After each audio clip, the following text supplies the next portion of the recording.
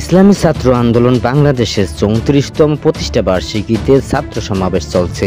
সমাবেশের প্রধান অতিথি হিসেবে বক্তব্য দেবেন ইসলামী আন্দোলন বাংলাদেশ আমির মুফতি সৈয়দ মোহাম্মদ রেজাউল করিম। শুক্রবার 22শে আগস্ট বিকেল ৩টায় রাজধানী শাহবাগ চত্বরে আনুষ্ঠানিকভাবে ছাত্র সমাবেশ শুরু হয়। ইসলামী ছাত্র আন্দোলন বাংলাদেশের সভাপতি ইউসুফ আহমেদ মানসুর সভাপতি করছেন।